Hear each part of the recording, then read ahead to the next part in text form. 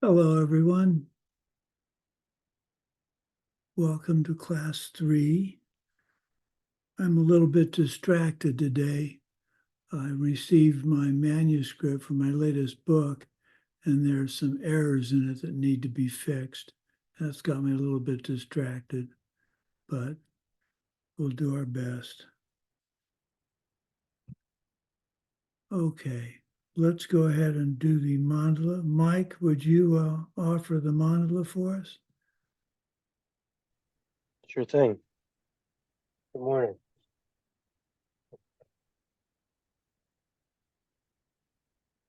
Sashi Bhakti Yukshin Vetatra Vira Lingshi Nide Empati Sangye Shingu Ekte Yowa Roku Nanda Shingla Rupa Sham Idam Guru Ratna Mandalakam Niryataya. Let's do refuge. I go for refuge to the Buddha, Dharma, and Sangha until I achieve enlightenment. By the power of the goodness that I do in giving and the rest, may I reach Buddhahood for the sake of every living being. I go for refuge to the Buddha, Dharma, and Sangha until I achieve enlightenment. By the power of the goodness that I do in giving and the rest, may I reach Buddhahood for the sake of every living being. I go for refuge to the Buddha, Dharma, and Sangha until I achieve enlightenment. By the power of the goodness that I do in giving and the rest, I will reach Buddhahood for the sake of every living being. Okay, let's do some rejoicing. Katya, you're up first. Okay, hi, hello, good Monday. I rejoice that I did the homework number 1 and 2 of this class. And also I finished the final quiz of the DLAM course. Wow. Well, you're on top of it. Very good. Very Yeah. good. And that's how you'll get the teachings you need in the future.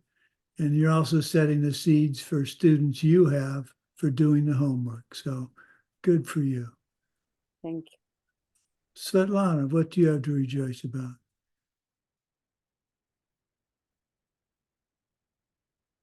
Oh, hello. I'd like to rejoice that we have this knowledge and this wisdom, and in those situations when I am when someone is screaming at me, I'm trying to remember that it's not therefore that there is nothing bad from their side. It's my seeds.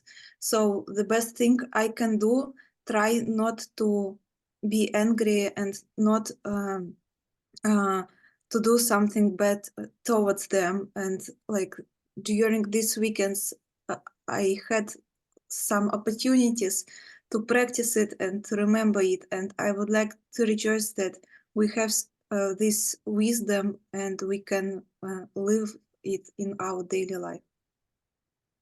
Well, Svetlana, I find it hard to believe anybody screams at you. Oh, maybe they don't think they scream at me, but for me, it's like it seems like the end of the world.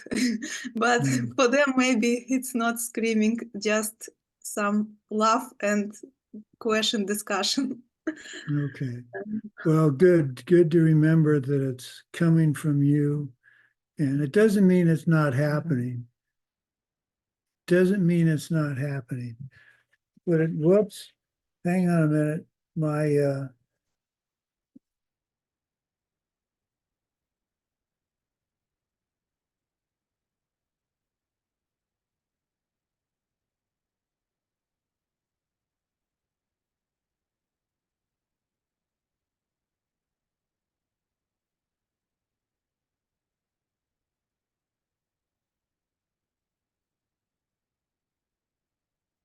I'm sorry.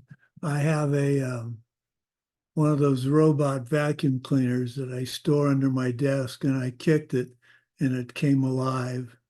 So I need to get it to go back home.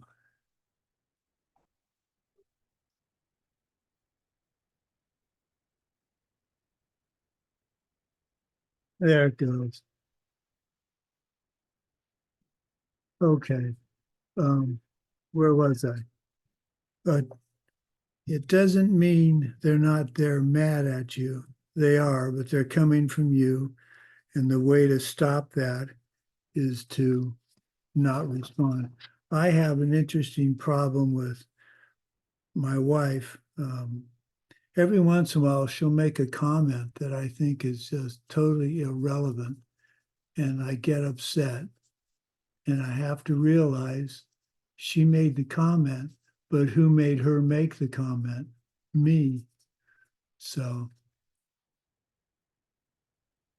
it's just a small thing, but it turns out to be a pretty large thing down the road.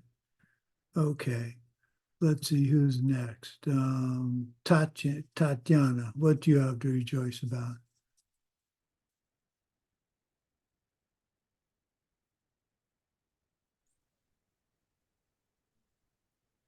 Добрый вечер. Не знаю, радоваться или не радоваться. У меня такое. Немножко повздорила с мамой. Но это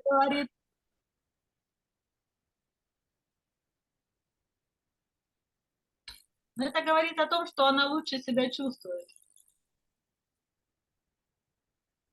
I don't hear the translation. Когда она хорошо себя чувствует, она начинает мной командовать.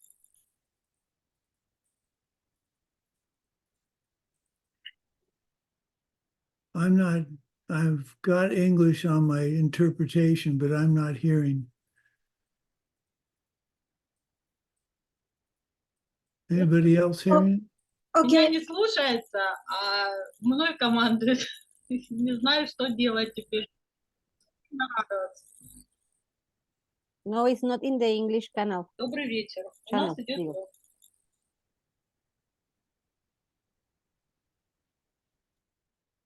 Okay, I don't think we're hearing the translation. I've got the English channel turned on.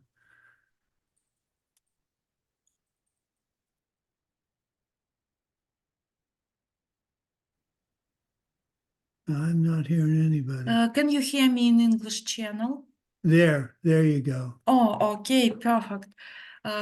So Tatiana said that she rejoices. Sometimes she has arguing with her mom, but it's very nice because if her mom start arguing with her, it means that she feel bad, feel good. Sorry. So have energy to argue with her, and yeah, she rejoiced with it. Oh, that's very interesting. And we saw your mother go by, I think. That's very interesting. Actually, while you were saying that argument, well, there's something that popped in my mind.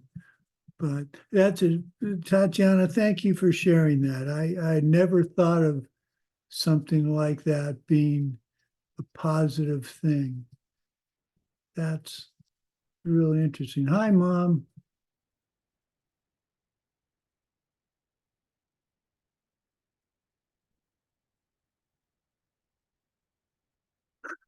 Hello.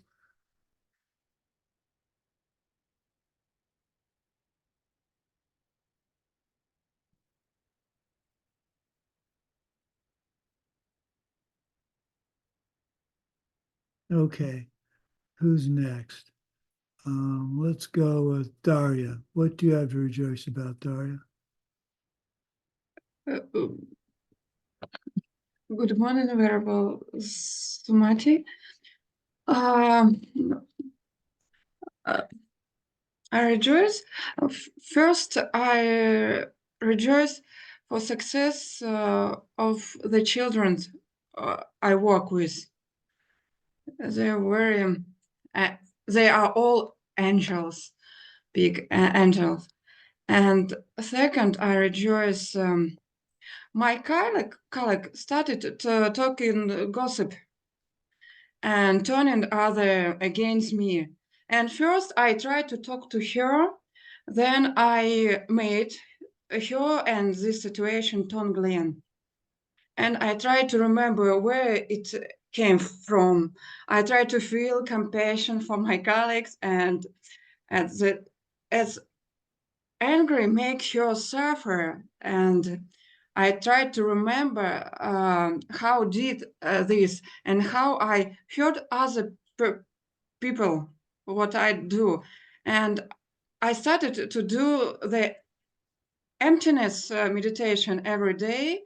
I do sojong for this situation and for my angry, my sometimes gossips, and I'm glad I started to watch my emotion and also, but it's still difficult for me. Stopped. Yeah, it's not, the important thing is to try. I'm constantly battling the frustration of Parkinson's, and I could get upset and just get mad and say it doesn't matter, but it does matter. So every time you catch yourself thinking it doesn't matter, it's my karma, but you catch yourself and it's your karma, so you have to react with wisdom. There's just no way around it. So good. Thank you. You're putting into practice what we're teaching, and that's very impressive. Okay, who's next?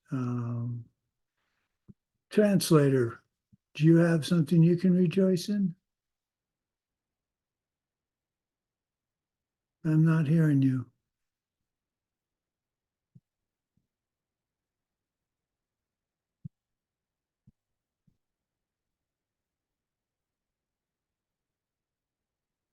Can you hear me?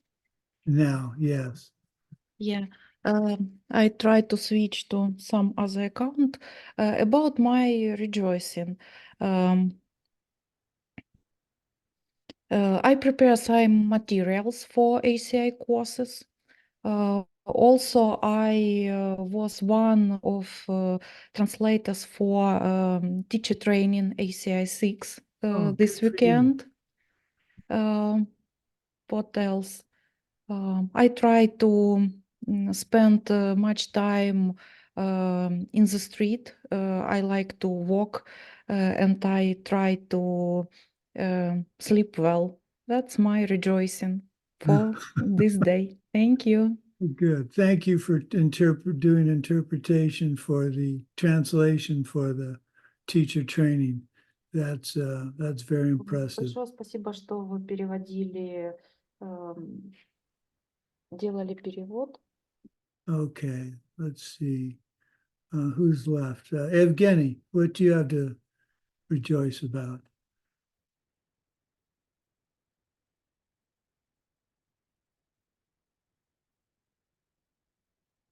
Well, I guess he's not there. Mike, how about you? What can you share as a rejoicing? I like your image there. Oh, thank you. That's what I feel like when I'm at my best. Well, that's pretty impressive. Now getting there is another thing. Well, What can I rejoice about? I have had yesterday and today the opportunity to be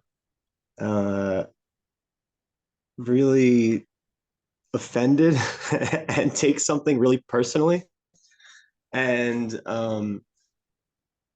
just kind of I was presented with a situation that just doesn't sit well with mm-hmm.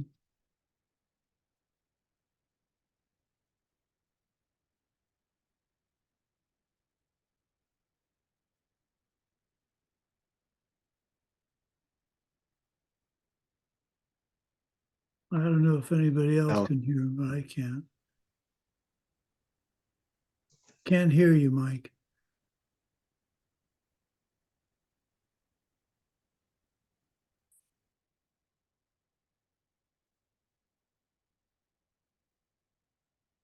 We're having technical difficulties today.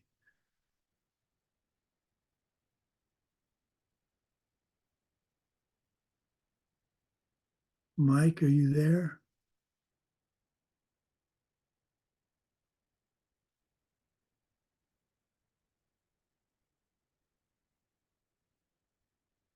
Well, okay, this is the day of technical difficulties.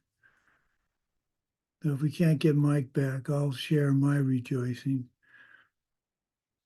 So I got the manuscript on Friday to review the last, to find any corrections or problems I needed to fix. And I started going through it, and there were a lot of problems. And the images were all muddy and not clean and clear. Like I did a lot of line drawings and photographs and got them ready for the book. And I was disappointed. I didn't get mad. I just wrote a simple note to the editor saying I was disappointed and what could I do to correct it. Instead of blaming them, I said it must have been something I'd done. And it turned out that it was, they had sent me a low resolution version of the manuscript. So the text was clean, but the images were really muddy. So we got that fixed. And then there's a problem with, well, I'm not going to go into great detail, but there was all throughout the book are designations for various flight tests. And the designations were completely screwed up. So I have to go through and clean all that up. And so it's frustrating in that this is supposed to be the final review, but my editor did a very sweet thing. Over the weekend, he sent me a better version of the manuscript and saved me having to wait till Monday. When I get into a situation like this, I don't like to wait 48 hours. I want to solve the problem right away.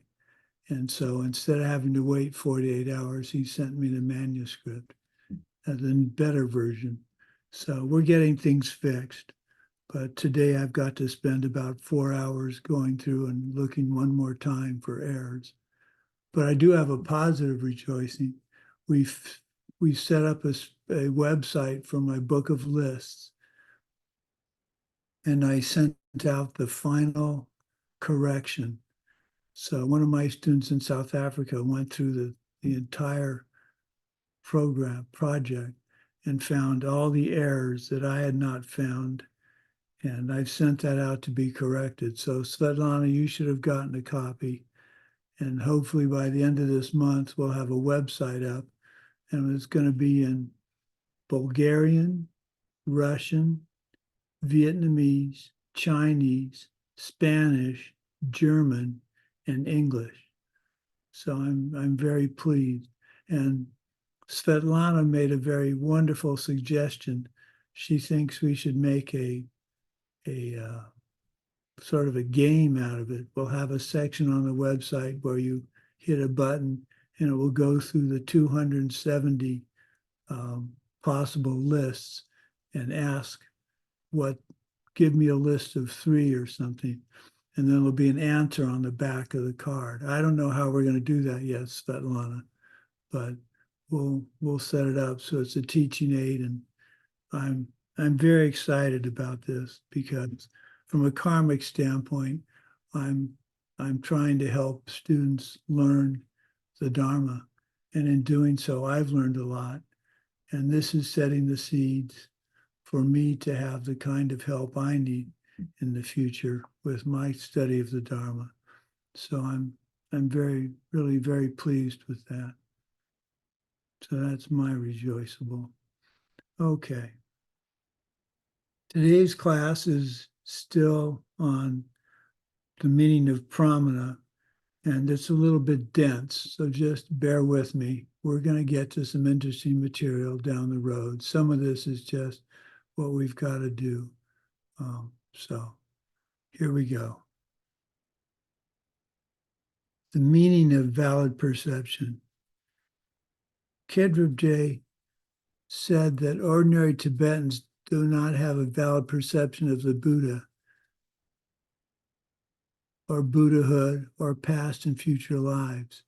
They tend to simply believe it because their parents taught them these ideas, but they themselves cannot offer any proof or reason for their existence. So we have the same problem. In the West, we tend to believe the worldview that your parents, your teachers, or priests, or family friends taught without doing much investigation. My parents were Kennedy Democrats, and everything was based on the Democratic Party, and Republicans were not to be considered as intelligent. So as I was growing up, I thought there was nothing a Republican could say that had made any sense or was of any value. And then I found myself leaning more toward the Republican Party for most of my life, and much to the dismay of my parents. So there was nothing wrong with the Republican Party in the true sense of the word, but I had been told that by my parents for so long. We're told, what's a good example of another thing your parents tell you? Well, they bring you up not to lie or cheat or steal or doing anything of those 10 non-virtues, but they tell us that's the cultural norm. And so when we go to a country where bribes are part of the daily existence, we think that's wrong. But in the country where bribes are everyday occurrence, who's to say it's wrong? That's part of the culture of that country.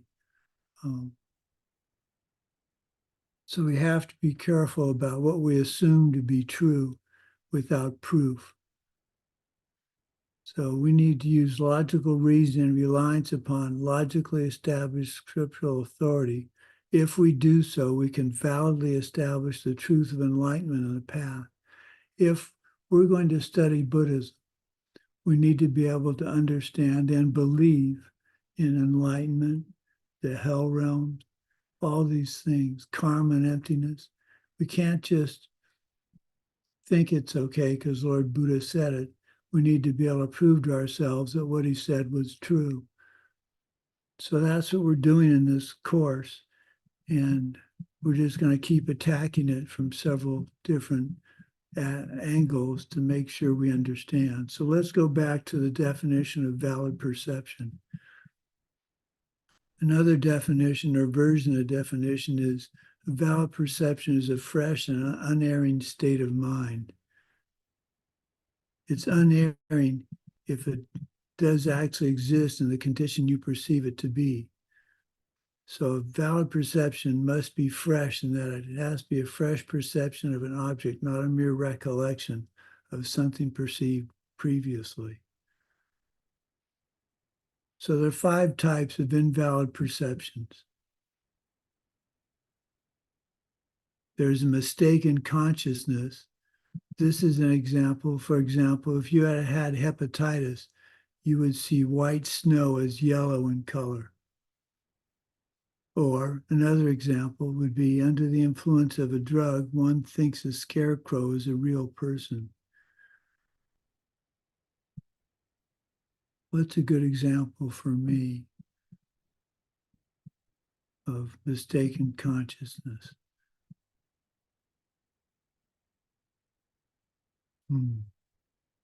Oh, here's a good one. Another one of my stories. Some of you may have heard this. When I was, we had 5 kids in our family. We rarely had any kind of treats. So one Saturday, my brother and I come in from playing. I'm probably 8, 9 years old. And we sit down. My mom's made Jell-O with pineapple in it for lunch. Now, this is a real treat for us. We don't get this very often. So my brother and I are pretty excited. Jello with pineapple, lime jello with pineapple. Doesn't get any better. And on top of it was a scoop of white material that looked like whipped cream. Now, this is a real treat. For noon on a Saturday, we're getting jello with pineapple and with whipped cream. Oh my goodness.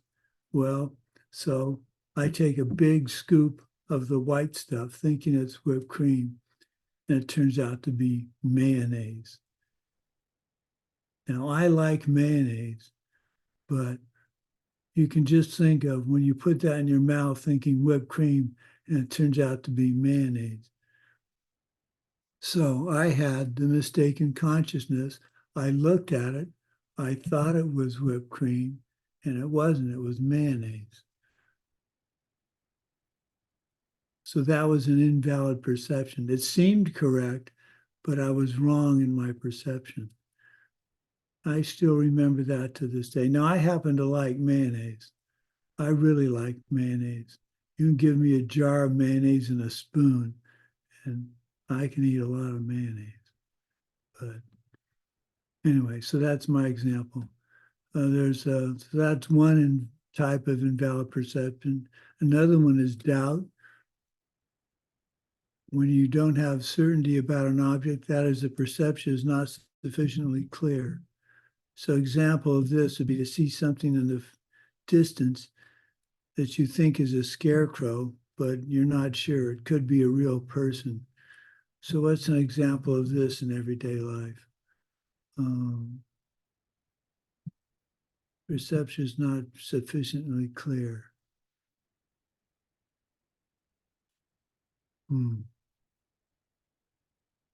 What's a good example of that?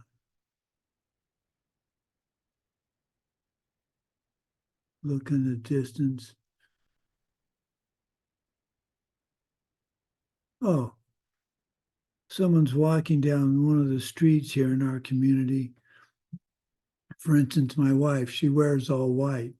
So if I saw in the distance someone walking that looked like she was wearing all white, but I couldn't for sure know, then I'd have some doubt whether that was my wife or not. And it would take getting closer for me to establish that it was my wife or wasn't. So it's when it's unclear, then it's an invalid perception because it would be valid because I see someone in white, but it wouldn't be valid because that it's my wife because I don't know for sure that's her. So that would be another case of an invalid perception, one where you have doubt in what you're seeing. Oh, here's a good example. We were driving, when we first moved to Tucson, we were driving to a camping site, and I looked over, and this is about the time of, what was the name of that? Any of you remember the film Close Encounters of the Third Kind? It's a science fiction film about aliens landing on the planet. So if you haven't seen it, it's worth watching.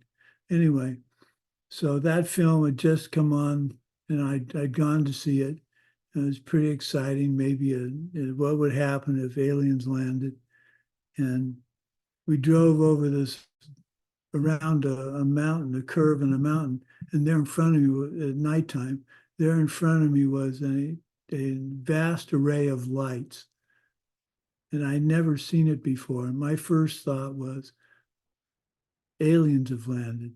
And it turned out to be a power plant, which has lots of different lights on the power plant.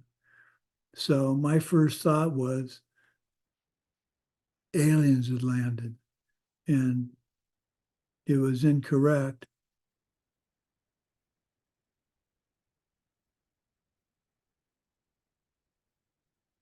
So I had doubt. I looked at it and I said, well, that could be aliens landing, but no, it's not possible that it's aliens landing because there's no such thing as aliens. But it sure looked like aliens had landed. So I had a perception, but I was doubting what I was seeing. So it was invalid. The perception turned out to be invalid. It wasn't alien. But the third one is recollection. According to the logic and lower mind only schools, but not the higher schools, memory and recollection are not valid perceptions. Recollection is triggered by the perception of a mental image of an object rather than the object itself. So the lower schools say recollection is invalid. We don't agree with that, the higher schools, and we'll get to discuss that in a bit. So we have recollection all the time. The Eiffel Tower. I haven't been to Paris in many, many years, but I can recollect what the Eiffel Tower looks like. The fourth invalid perception would be speculation or assumption. The fifth one is uncertainty as the appearance of an object. This is where you're broadly aware of an object appearing to you, but you do not properly grasp the object because your mind is focused on something else. This is a good example.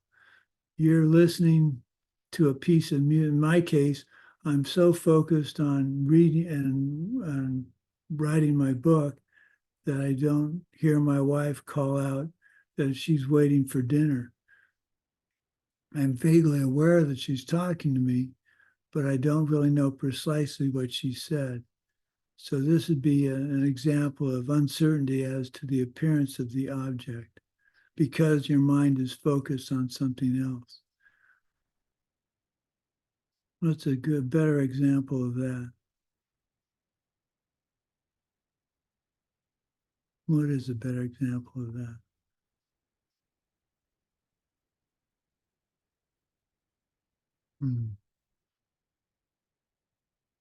I guess my wife.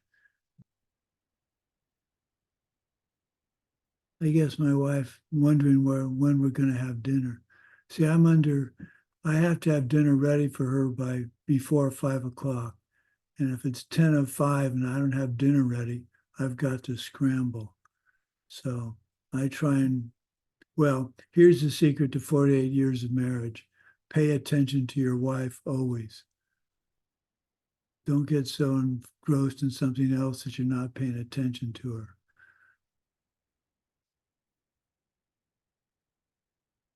Okay. You can have a valid perception about an incorrect perception. For example, if I was to see snow as yellow and you know that it's caused by hepatitis, then I'm having a valid perception of the fact that the snow really isn't yellow. It's due to my illness. It's really very healthy to be aware of our limitations and having valid perceptions about what is happening in the external world. And to acknowledge that we do not know how things presently seem to us as actually what is happening. This is particularly important in the case of moral and ethical issues. We need to be extremely careful about making assumptions and judging the behavior of others. It's really, I think if we were really, well, I asked you all to catch yourself judging others a couple of classes ago and stop and think, well, for instance, my wife making a comment about, what did she say? Oh, come on, David. What did she say last night? Oh, we were at a concert, guitar players, and it was interesting, but anyway. So I was on my phone during part of it because I was checking on messages from my editor. And later that night, I said, oh, I enjoyed the concert. And she said, why don't you finally put your phone away? And my first thought was, well, it's your karma ripening for you to see me on my phone. So don't blame me for being on my phone. And I stopped and I thought more about that this morning. And I still think she didn't need to make that comment. But why did that comment be made? It was because I made comments like that in the past.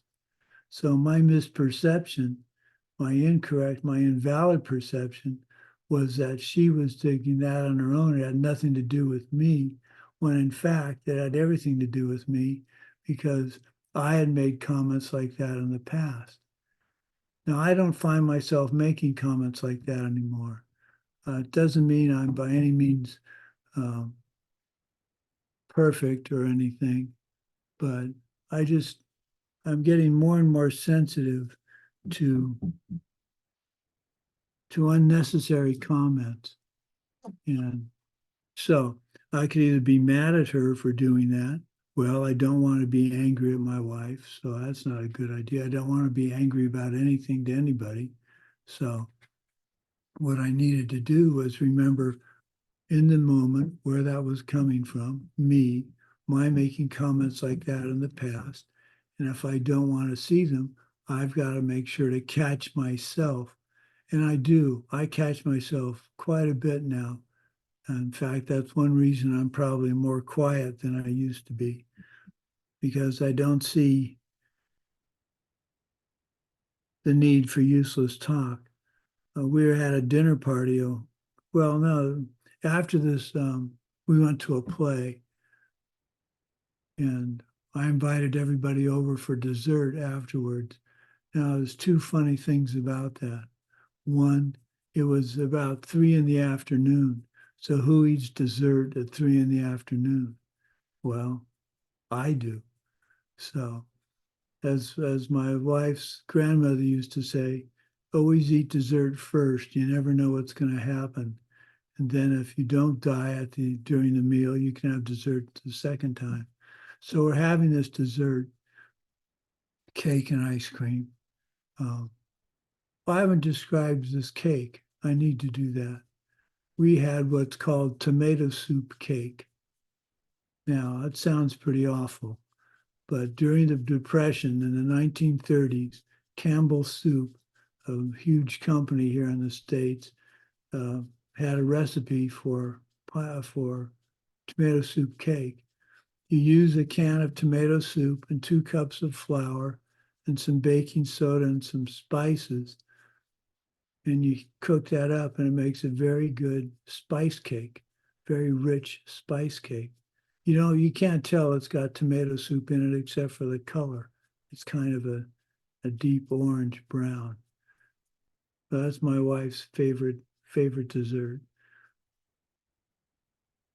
So they were the people that we went to the play with were mainly women, and they were all a flutter about this cake and how good it tasted. And when I told them it was made with tomato soup, they were quite surprised.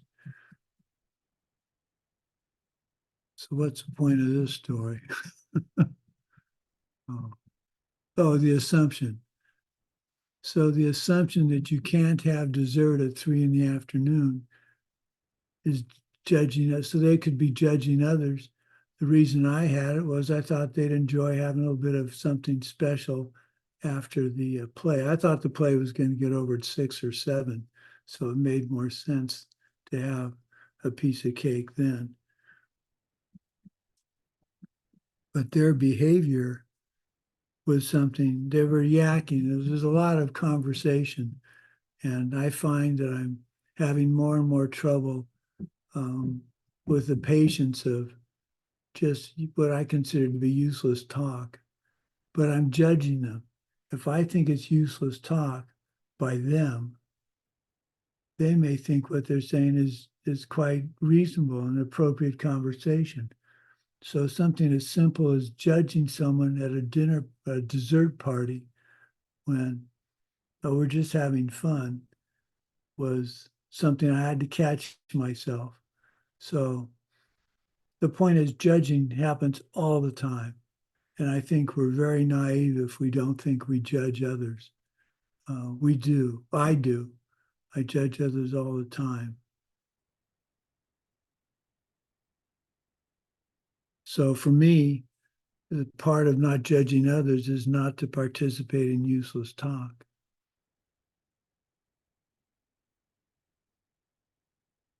But at the same time, you can't be at a party and tell people to shut up. That's not very, very nice. And so you have to work with your judgment of others and put it in the right perspective. And the way I do that is constantly remind myself that the reason I'm seeing this judgment is because I judged others. This useless talk or something I don't want to listen to is I imposed on others in the past. So if I don't want useless talk in my life, I need to make sure that what I'm saying is meaningful and germane, or be quiet. And that's what I'm doing more. I'm being quiet. And that's disturbing some people because they wonder if something's wrong with me, because I'm usually pretty boisterous. So judging comes in many different flavors and many different instances. So we talk about, in the last class, we talked about Lord Buddha being a totally correct being. This means we're referring to him as a being who is or has valid perception. This is not literally possible, as a being cannot be a mental state. I can't, samadhi isn't angry, isn't the mental state of anger or joy. Instead, when we're talking about someone who's a totally correct being, this refers to a being who only ever has perfect, correct states of mind all the time. This refers only to an omniscient being, an enlightened being. An enlightened being can never lie or say anything about which they have not personally or directly perceived to be completely true. So if a totally enlightened being says something, it must be true. Now, there's a dilemma here, as we're going to learn as we go through the courses. Lord Buddha spoke many times in a figurative sense, not literal. But why is this not the same as lying or being mistaken? The so-called figurative statements of Lord Buddha were still based on a valid perception by Lord Buddha. Even as we approach enlightenment, we stop saying anything about which you do not have a valid perception.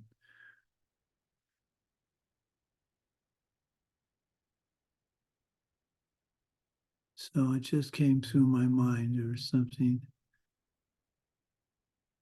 Oh, literal and figurative. Later on in the teachings, we're going to hear about this difference between literal and figurative speech by Lord Buddha. There's something called the 3 turnings of the wheel, which we talk about in course 15, so we have a ways to go. But in the literal 3 turnings of the wheel, Lord Buddha discussed emptiness in 3 different ways, and only one of which was correct. So the other 2 were quote unquote incorrect. So how could Lord Buddha say something incorrect? Well, it was figurative. He is using it as an example to get us to understand emptiness in the proper way. So it's like, here's an example. Don't kill, we're not supposed to kill anybody, but we're not supposed to kill our mother or our father. Yet there's some scriptures that say, kill your mother and father. So you say to yourself, wait a minute, I'm a Buddhist. I'm not going to kill my mother and father. So what's going on? Lord Buddha would never have told me to kill my mother and father. So what am I not getting right? This is an example of figurative speech by Lord Buddha. Figurative, what he's saying is, kill your mother and father. Those are your mental afflictions. Just like your mother and father gave birth to you and raised you, mental afflictions give birth to all that's wrong in this world. So you want to kill your mental afflictions. If you don't understand, you think he's saying kill your parents. And of course he's not. So it's an example of figurative versus literal speech. So if you hear a teacher say something that's completely out of context and makes no sense, you need to stop and think, was that literal or figurative?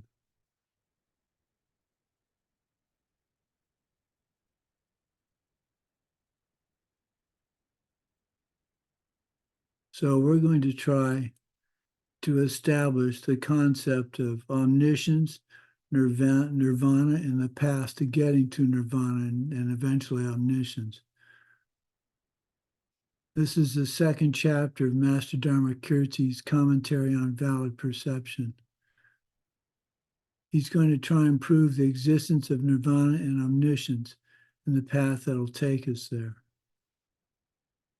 The existence of these three things, the path, nirvana, and enlightenment, are not directly perceivable to the sense and mental conscious of normal beings.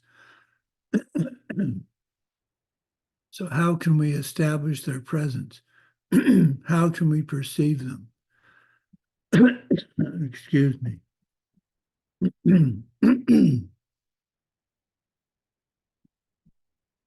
The key point here is that we can validly establish through inferential perceptions if a certain being is one whose only correct perception speaks the truth. Specifically, we can ascertain whether Lord Buddha is someone who's only got correct perceptions, valid perceptions, and whether we can then rely on his teachings about the existence of nirvana and the path to getting to enlightenment. So there are three types of inferential perceptions. This is where we can't see it, but we can infer that it's true. Logical reasoning, the use of deductive logical reasoning is used to perceive hidden objects. Reliance on scriptural authority.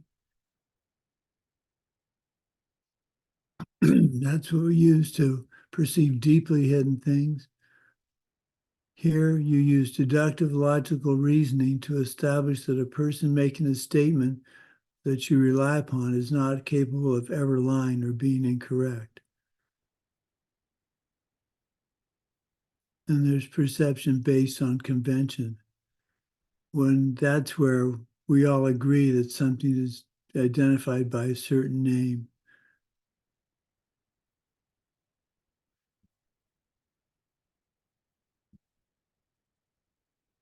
So basically, what we're trying to do in this class is understand the various types of invalid perceptions, catch ourselves with the invalid perceptions, and then try and understand how we can use deeply hidden things that we can't see, how we can prove them to actually exist. And that's what we're going to continue with in class 4. So let me look at the homework and see where did my homework go? There it is. Let's go over the homework and make sure that I discussed what you need to do the homework.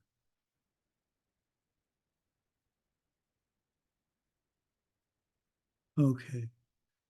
The homework for class 3, give the definition of a valid perception.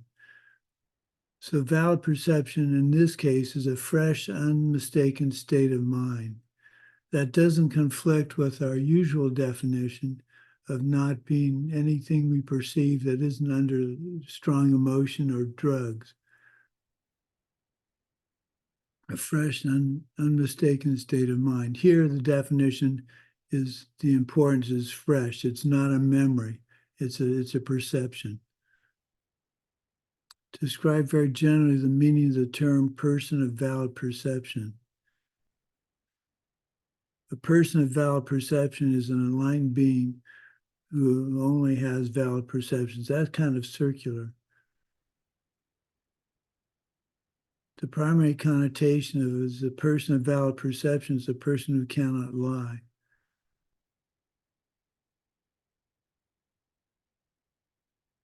The word newly in the definition, fresh, unmistaken state of mind.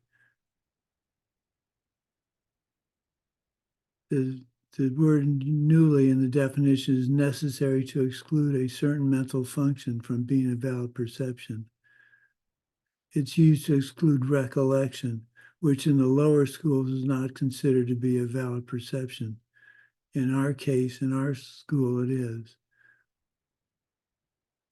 So what are the three things that we're trying to get through our thick skulls with all this talk about valid perceptions? We're trying to prove the existence of nirvana, the existence of omniscient beings, and the path for getting there.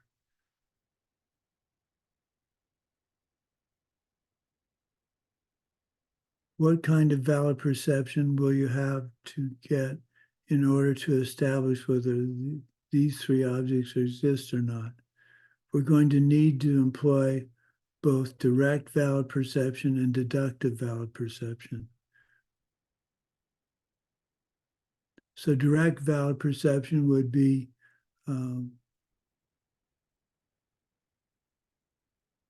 well, anything you see that you're not under the influence of strong emotion or drugs. Deductive would be the fact that I can't see my leg that's underneath my desk, but I deduct that it's there. You can't see the leg under my desk. So I have a feeling that it's there because it's my leg. You can't see it, but you can deduce that since I'm not in great pain and I haven't told you otherwise, my leg, even though you can't see it, is underneath the chair, underneath the desk. This all seems rather, I don't want to say trivial, but obvious. But that's the whole point. We take this as being obviously true, and it's because of convention.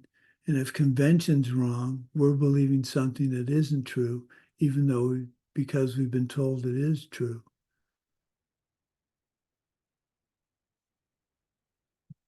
So in my case, my parents not liking Republicans when I was young, the convention was Republicans are stupid. And so I believed that. But my belief in that Republicans are stupid was based on my parents telling me, not my direct perception, my valid perception of whether Republicans were stupid or not.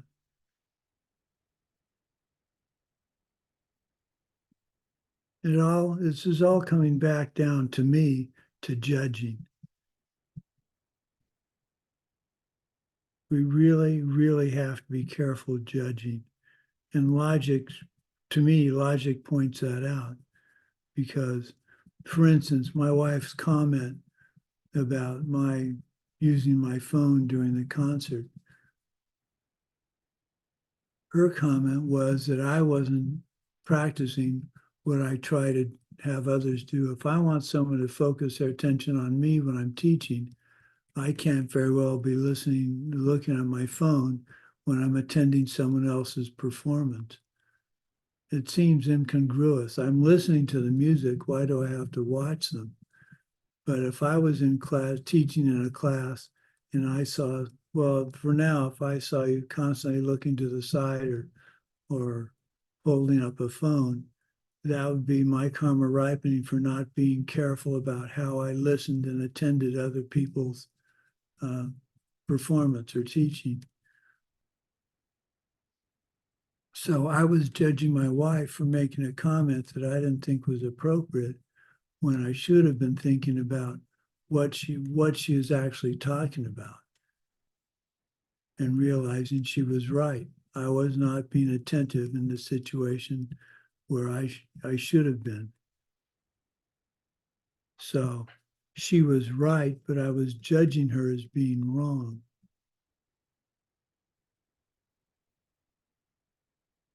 So we have to, and this seems trivial, but as I've said more than once, it's the small things in our life that we ignore or try to justify, and those ripen into much larger problems down the road.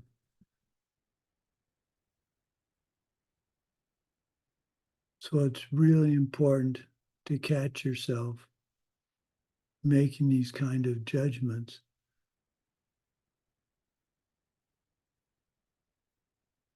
I find it actually very, I find it uplifting because I'm constantly watching for this kind of a behavior on my part. I don't think it's onerous. I don't get mad or angry or disappointed in myself because I'm using what Geshe Michael has taught me to try and better my life. Now, people think I'm much more quiet, as I said earlier, and that's because I'm not engaging in useless talk. And if you're not doing it, that means you're probably much more quiet than you used to be. So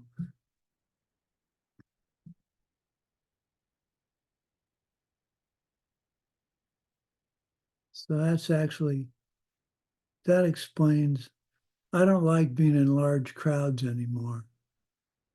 I find myself preferring to not be in large crowds. So that audience at the play was about 100 people.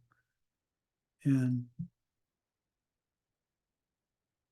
I think I'm not interested in being in crowds because there's just a lot of judgment for me going on. And I don't like that.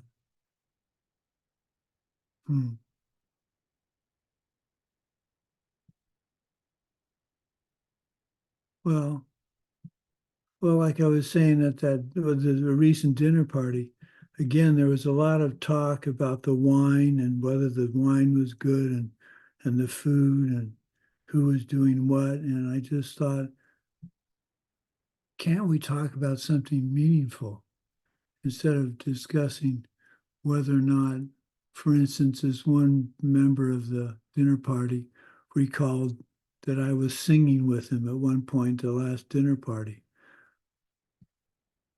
I wasn't singing with anybody. So my judgment was, what is this guy talking about? And what he was trying to do was engage me in conversation because I was being so quiet. So I judged what he was doing as being annoying to me. He was doing what he thought would help me join in the conversation. So who was right? We both were. And we both weren't.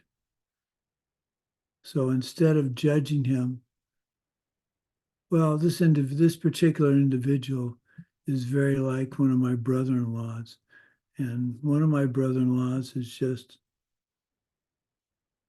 well, annoying.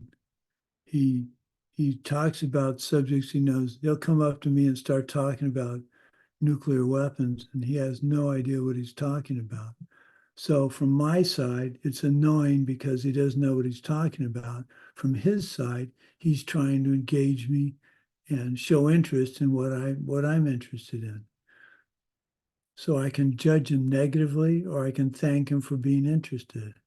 And what I need to do, I try very hard to do, is the first couple of minutes of conversation with Michael, my eldest sister's husband, I try and give him the benefit of the doubt.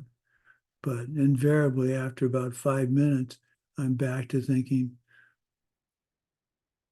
I don't want to be talking to this guy anymore. It's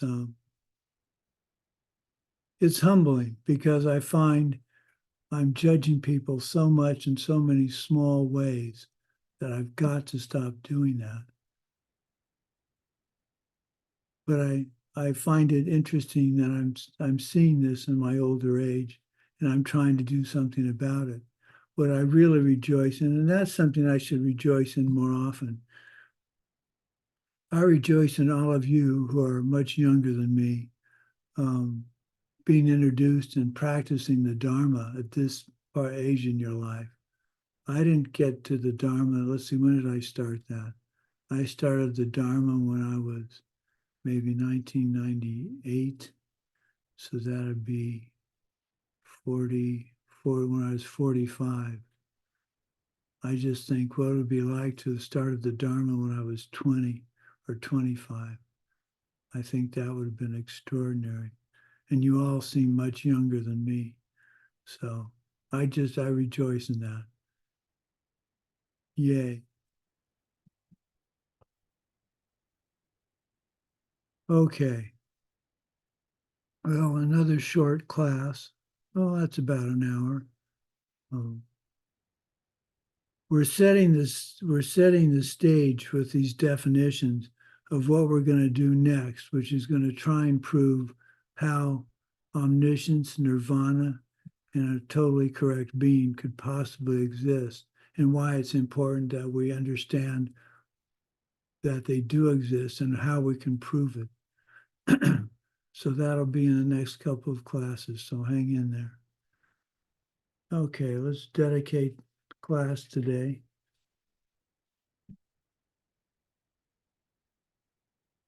By the goodness of what we've just done, may all beings complete the collection of merit and wisdom, and thus gain the two ultimate bodies that merit and wisdom make.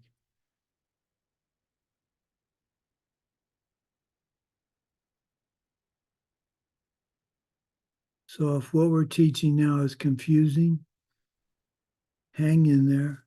We're going to use these definitions in the next couple of classes to try and convince ourselves about omniscience, nirvana, and a totally correct being. So, thank you for the opportunity to teach you. I know this is pretty dry and not all that exciting, but it's an important basis for understanding how you can show to others, if they're interested, why what you believe to be true is true, even though we can't see it. Okay, so we'll see you on Friday, right? Yeah, Friday. Okay. Everybody have a good next couple of days. And Katya, keep doing your homework. Okay. Tatiana, it was nice to see your mother. Yes. Oh, you're right. I'm sorry. Thursday. I've been lately getting my days mixed up. So today's Monday, right? So we'll see everybody on Thursday. Thank you, Svetlana, for catching that. Okay. Bye-bye. Bye. Thank you. You're welcome. Thank you. Thank you so much.